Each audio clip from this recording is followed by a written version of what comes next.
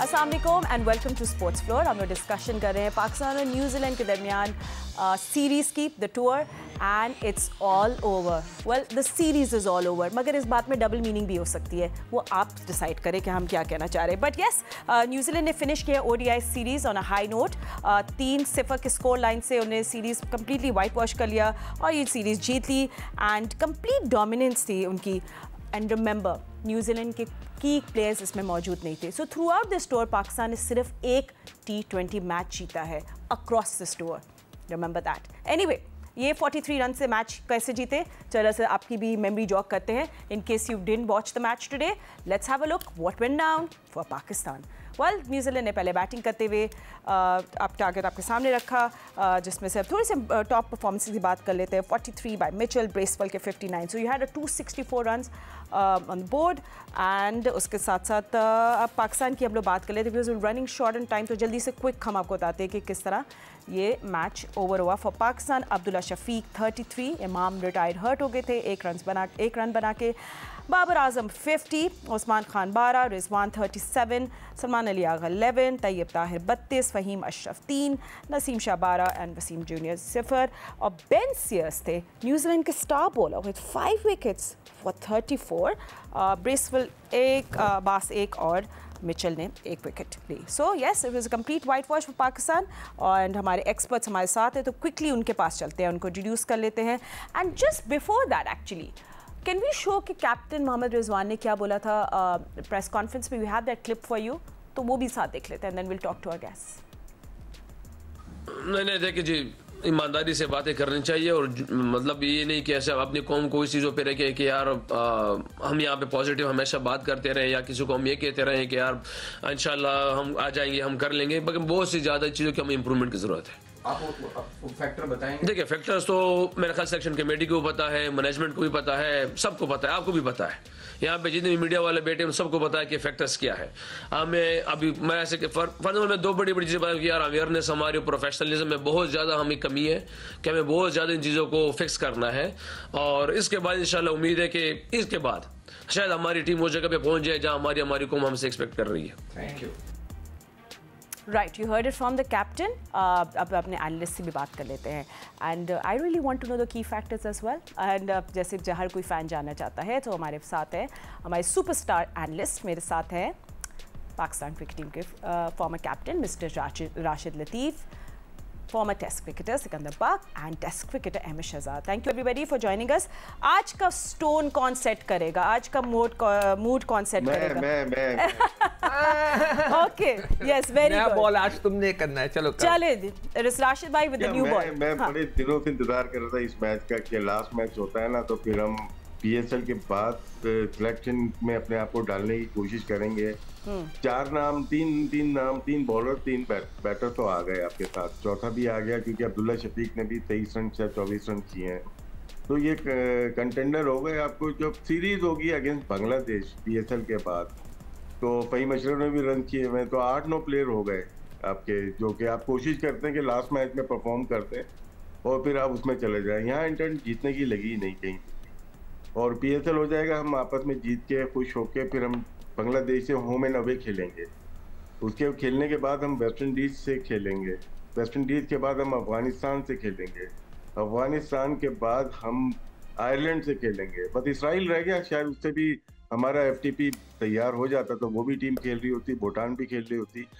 यही प्रॉब्लम है जो हम क्रिकेटर्स को भी क्रिटिसाइज करते हैं, क्रिकेट अथॉरिटीज को भी करते हैं कि जब आप FTP बना रहे होते हो तो कचरा क्यों लेके आ जाते हो? मादरत के साथ कचरा, मैं टीमों को नहीं बोल रहा, लेकिन आपके पास जो लगातार एक बड़ी टीम तो होनी चाहिए थी। इन 4 जो वेन्यूज जो टीमें आ रही हैं खेलने के लिए, कहीं पे आप बात कर लो, न्यूजीलैंड से आपने खेल लिया, आप ऑस्ट्रेलिया से बात कर लेते, आप इंग्लैंड से बात कर लेते, आप साउथ अफ्रीका से बात कर लेते, कहीं पे भी एक बड़ी टीम नजर नहीं आ रही। तो क्या हम सही डायरेक्शन में, हम बुरी तरह हारते हुए आए हैं लास्ट 4 मंथ, अगर 3 मंथ अगर देखें, चैंपियन ट्रॉफी हो ये सीरीज हम ले लेते हैं, तो बुरी तरह हारते हुए आ रहे हैं।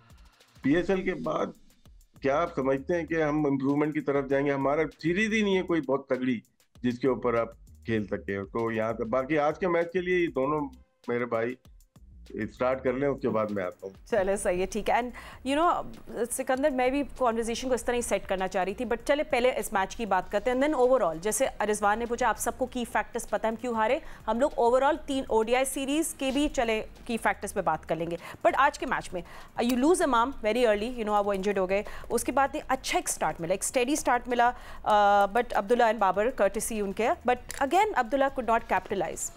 अच्छा, मैं शुरू करूंगा। उन्होंने कहा ना प्रोफेशनलिज्म की कमी है, अपने कप्तान साहब ने, रिजवान साहब ने कहा प्रोफेशनलिज्म की कमी, बिल्कुल कमी है।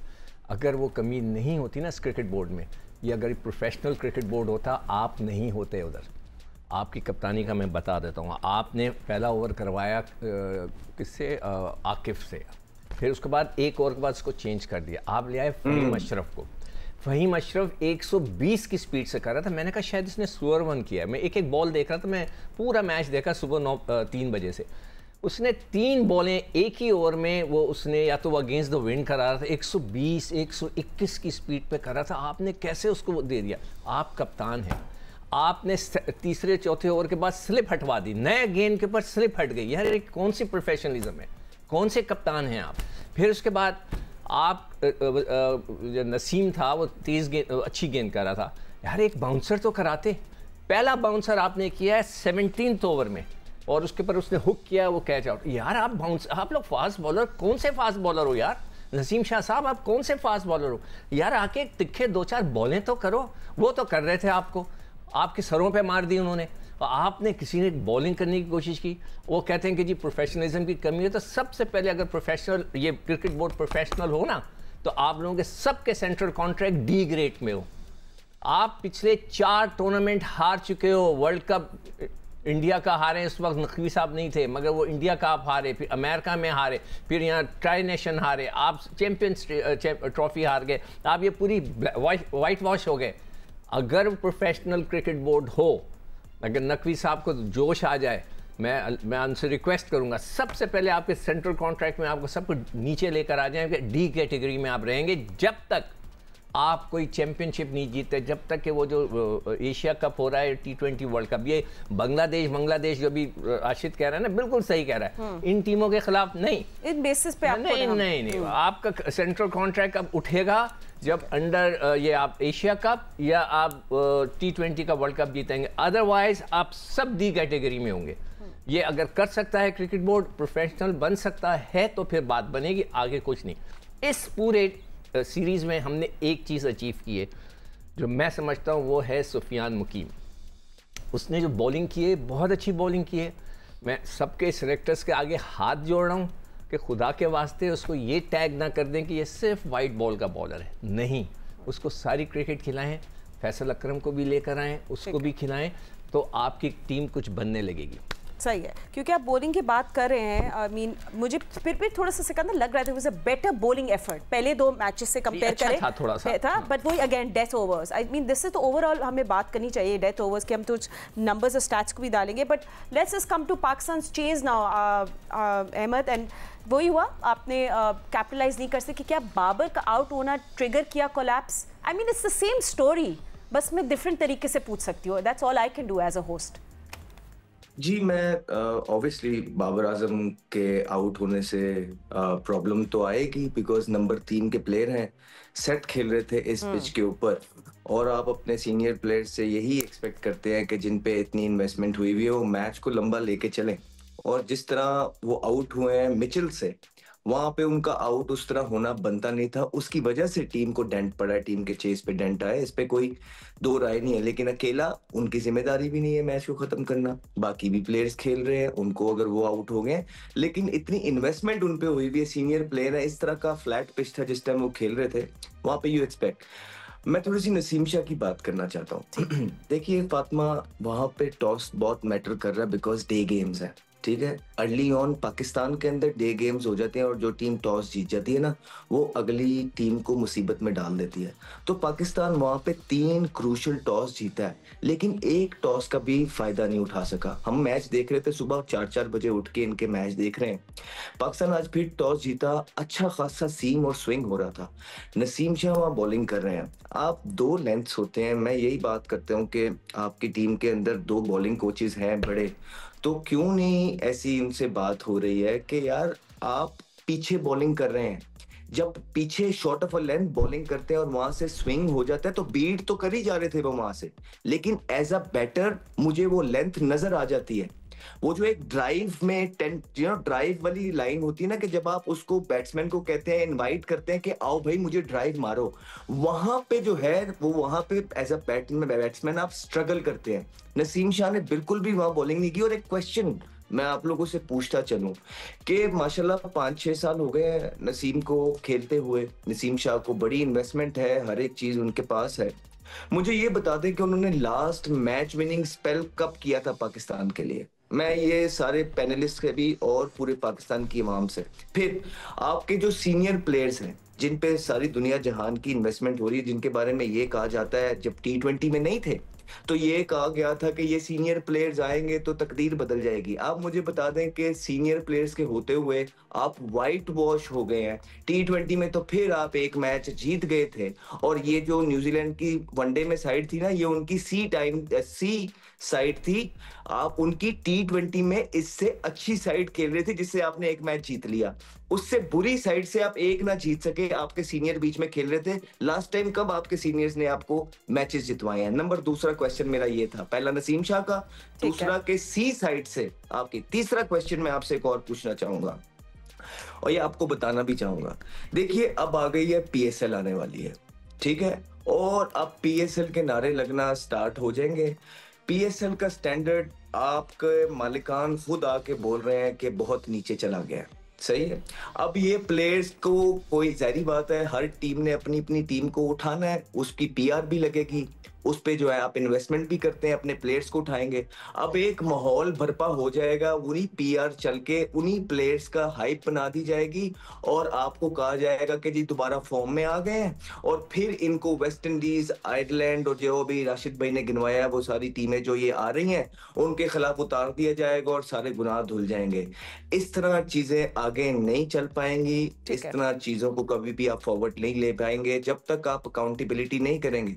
अब अकाउंटेबिलिटी कौन करेगा? मुझे तो ये लग रहा है कि जिन्होंने अकाउंटेबिलिटी, माजरत के साथ मैं कह रहा हूँ, जिन्होंने अकाउंटेबिलिटी करनी है, मुझे लगता है उनकी अपनी अकाउंटेबिलिटी होने की जरूरत है। So you sorry, not sorry, but that's how it is. ठीक है अहमद। एंड राशिद भाई के पास चलते हैं। राशिद भाई, अब क्योंकि सब पूछना चाह रहे हैं कि जैसे अभी प्रेस कॉन्फ्रेंस भी की मोहम्मद रिजवान ने, तो हम उनकी क्वेश्चनएबल थी उनकी टैक्टिकल डिसीजन, जो टैक्टिक्स थी, जैसे फर्स्ट ODI में बैटिंग पिच था, शुड हैव उस पे बॉल नहीं करना चाहिए था, फिर क्रूशल पार्टनरशिप्स नहीं तौर पर पा रहे थे, आपको याद होगा 199 का रन स्टैंड था।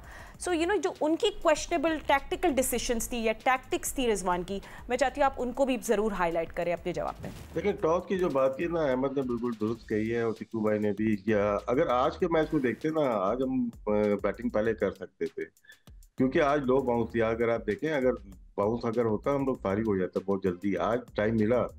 आज शुरू के 10 ओवर में 39 बॉल अब्दुल्ला शफीक ने खेले, 21 रन से उनके, तो आप 10 ओवर में ही मैच हार गए थे। तो जो आपकी इंटेंट होती है ना, उसको जो बात की थी फहीम अशरफ ने, वो बात ठीक थी कि लड़के, उसने अपने आप को भी गिना, हम लोग मतलब कि सेल्फिश खेल रहे हैं, अपने जगह के लिए खेल रहे हैं। और आज भी ऐसे ही लगा कि आप अपनी जगह के लिए, चाहे सीनियर हो चाहे जूनियर हो, सब अपनी जगह के लिए खेल रहे थे और वो नजर आया। यहाँ पे टॉस बहुत इंपॉर्टेंट है और डे में आप कर सकते हो कि आप बैटिंग पहले आप कर सकते हो, थोड़ी सा आपको सरवाइव करना होता है, उसके बाद रन बनते हैं, आपके पास चांस ज़्यादा होता है।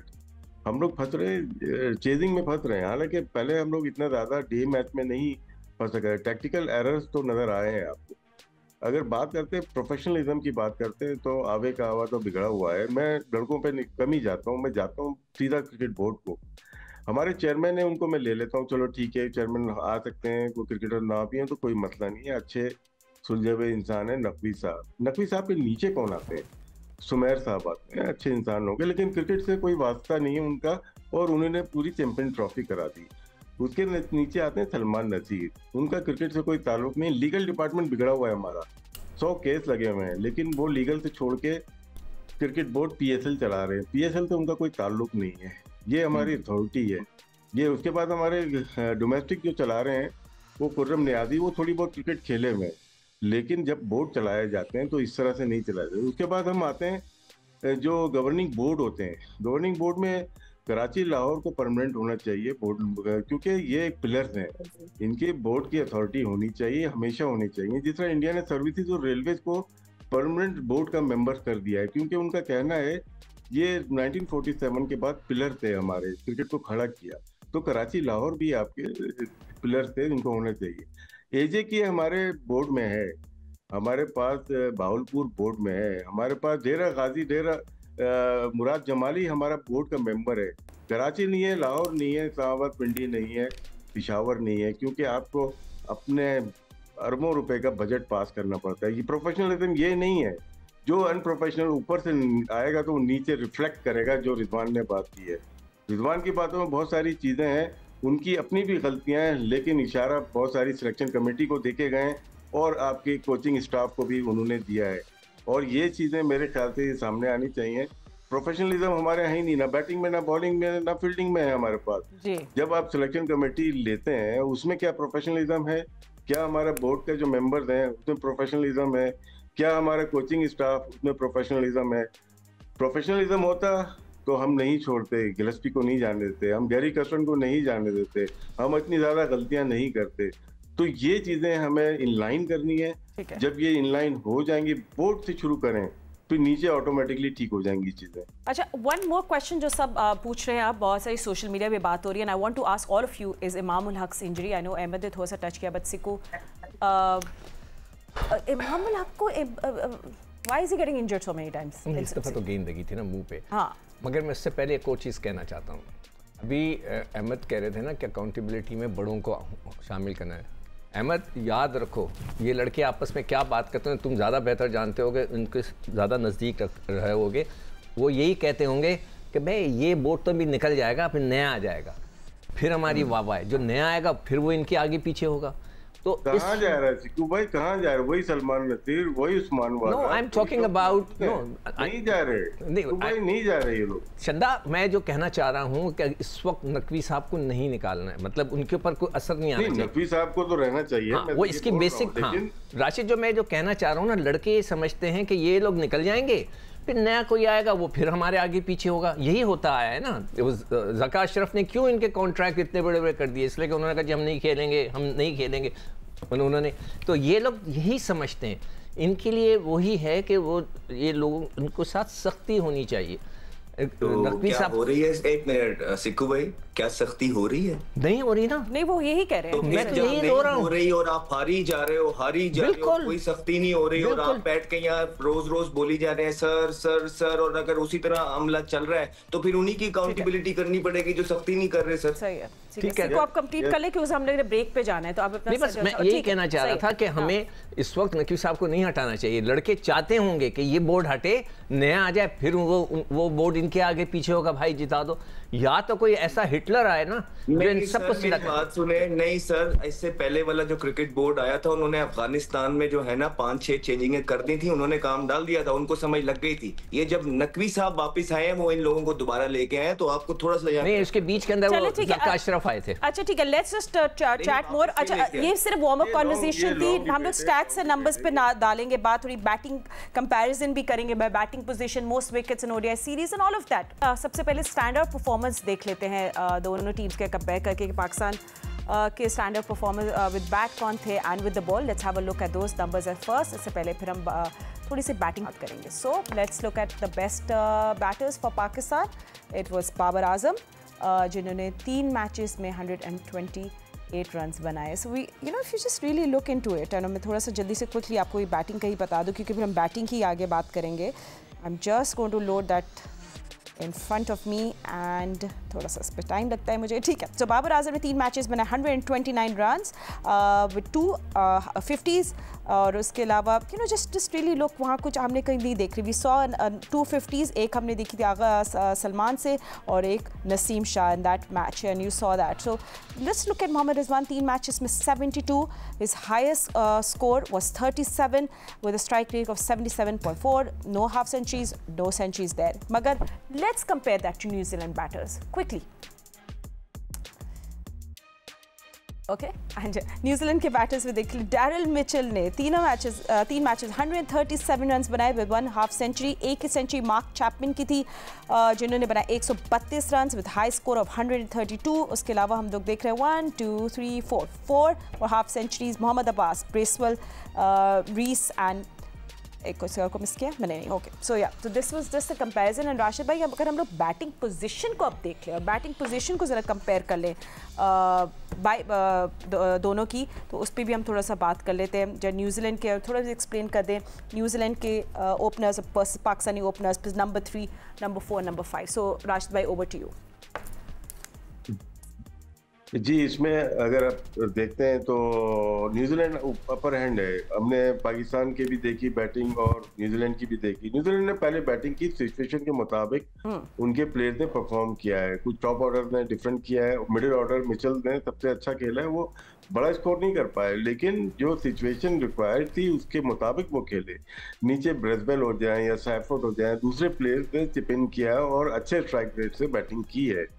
और मिचेल हे की भी बैटिंग बीच में एक पूरी सीरीज में अच्छी थी, नुमायां थी, 99 रन। ये जो आपने दिखाया ना, ये बैटिंग नंबर्स है। ओपनर्स में न्यूजीलैंड ने 126 का नजर आ रहा है आपको, पाकिस्तान 113 स्ट्राइक रेट नजर आ रहा है, 64। यहाँ पे नंबर 3 पे बेहतर है, बाबर आजम बेहतर रहे, लेकिन चेजिंग में इनको एक आध मैच करीब लेके जाना चाहिए था और एक आध जितवाना चाहिए था। उनकी परफॉर्मेंस अच्छी नजर आ रही है। पूरे इसमें टेम्पलेट में नंबर 3 पाकिस्तानी सबसे अच्छा खेले हैं, न्यूजीलैंड उनसे नीचे है, 129 का इनका है, वह फिर 89.59 नजर आ रहा है इसमें। तो आपको क्लियरली नजर आ रहा है कि बाबर की परफॉर्मेंस बेहतर हुई, लेकिन मैच विनिंग नहीं हुई। मैच विनिंग ऐसे प्लेयर के लिए बहुत जरूरी है, बाबर के कैलिबर के प्लेयर के लिए। ये है कि बुरी फॉर्म से बेहतर में आए, लेकिन कन्वर्ट नहीं कर सके विन को। बाकी आप पूरे उसमें देखें, 1 नंबर से 7 नंबर तक न्यूजीलैंड ने डोमिनेट किया है, पूरे टेम्पलेट में नजर आ रहा है। 3 नंबर पे कदरे बेहतर है पाकिस्तान की परफॉर्मेंस। लेकिन हम सेकंड इनिंग की बात करते हैं, डिफरेंट एटीट्यूड होना चाहिए खेलने का। आप 7 वाले को खिलाते हो और फिनिश करने जाते हैं। यहाँ पे एक चीज की कमी है कि फिनिश नहीं कर पाया बाबर आजम। बाकी न्यूजीलैंड ने पहले इनिंग के लिहाज से भरपूर कारकर्दगी दिखाई है, जिसकी वजह से वो कामयाब हुए। इसी तरह से अगर हम बॉलिंग में भी जाएंगे तो सेम सिचुएशन हमें नजर आ जाएगी। मैं एक चीज कह सकता हूँ, बिल्कुल कह रहे हैं। अभी आपने भी दिखाया ना कि लड़कों ने क्या, चैपमैन ने पहले मैच में 100 किए थे ना, उसके बाद वो अनफिट हो गया। कोई फर्क पड़ा? कोई रोना धोना सुना आपने? कुछ भी नहीं। वो आया, दूसरे आ गए। यानी कि सी से भी नीचे की टीम थी ये न्यूजीलैंड की, 2-4 लोग ऊपर के थे। मतलब एक लड़के ने 100 किए, वो अनफिट हो गया, उसके बावजूद भी उनकी टीम जीत गई हमसे। कोई रोना धोना नहीं, कुछ नहीं, सब जो है बड़े इत्मीनान से, आराम से जो है वो काम हो गया। बाकी सपोर्टिंग प्लेयर्स ने बड़े अच्छे पिवटल रोल प्ले किया है। मिचेल हे की बात कर ले, की बात कर ले, exactly. And I think that's a difference Ahmed. The key difference यही था, न्यूजीलैंड ने कंसिस्टेंटली उन्हें कंपेटिटिव टोटल्स डाले हैं सेकंड, फर्स्ट, थर्ड ओडीआईज में, और उन्हें डेमोन्स्ट्रेट किया कि हमारे बैटिंग में डेप्थ है, and we don't even have those famous players. I mean that is biggest difference. देखिए, एक छोटी सी पॉपुलेशन के अंदर उनके पास कितना प्लेयर मौजूद है, इट शोज कि कितना जबरदस्त सिस्टम है। ठीक है, आप छोड़ दें, ये उनकी फर्स्ट ईयर टीम नहीं थी, ये सेकंड टीयर टीम भी नहीं थी, ये थर्ड टीयर टीम थी। और थर्ड टीयर टीम के अंदर भी पाकिस्तान को उन्होंने पास भी नहीं लगने दिया है। ये उनकी क्रिकेट के लिए तो बहुत अच्छा है, लेकिन ये हमारी क्रिकेट के लिए हम बार बार आपको ये भी कहते हुए थक गए हैं कि लम्हाए फिक्री है, लम्हाए फिक्री है, बिकॉज एज सच कुछ भी चेंजिंग्स नजर आ ही नहीं रही हैं। और कप्तान हमारे कहते हैं कि हमारी बाकी सारी चीजें ठीक है, हर तौर पे वो ये कहते हैं कि अब हम सीख जाएंगे, अब हमें एक और चांस दे दो। वो चांस देते देते जो है ना, पाकिस्तान को आज आप लोग इस स्टेज पे लेके आए हैं। कहते हैं गेम अवेयरनेस नहीं है, तो फिटनेस है, फील्डिंग है, स्किल्स है, जब टॉस जीतते हो तो वहां बॉलिंग करते हो? इतनी स्किल्स मौजूद हैं? क्या आपके पास पावर मौजूद है कि खड़े खड़े आप छिक्के मारते हो? मॉडर्न डे क्रिकेट के अंदर डेप्थ के अंदर यॉर्कर करते हो? मौजूद है यॉर्कर। अच्छा Ahmed, do you have any advice, Ahmed do you have any advice for fans जो हील कर रहे हैं, जो हर्ट हैं एंड दे सेइंग कि मेरा दिल नहीं लिख रहा अब मैच देखने को, फॉलो करने के लिए, यहाँ में PSL भी नहीं अब इंटरेस्ट होगा, you know of course fans are always hurt, do you have any message for those fans who are really hurting? Message में दे देता हूँ, थोड़ा सा टाइम है, 2 मिनट है, 50 सेकंड्स है हमारे पास इसलिए। तो मैसेज ये है कि देखिए जो भी आज आपको होता हुआ नजर आ रहा है ये आज से नहीं हो रहा है। ये बैड गवर्नेंस शुरू से चलती आ रही है। जब आपको प्लेयर्स के आगे कुछ नजर आना बंद हो गया था, 4 साल जो है ना लोगों को, स्पेशली बाबर आजम को, रिजवान को पावर मिली, उन पावर के अंदर वो टीम को बिल्ड कर नहीं सके। ठीक है, बाहर के हालात जैसे भी होते थे वो शुरू से हैं, लेकिन विद इन द टीम कोई ना कोई कप्तान जब आता था वो ऐसी एक टीम बिल्ड कर जाता था जो फाइट करती थी। अनफॉर्चुनेटली इस ग्रुप ने, जब ये PSL से ग्रुप उठाया गया, ये 5 चेहरे उठाए गए, इस ग्रुप ने पाकिस्तान को बहुत Okay, we'll talk.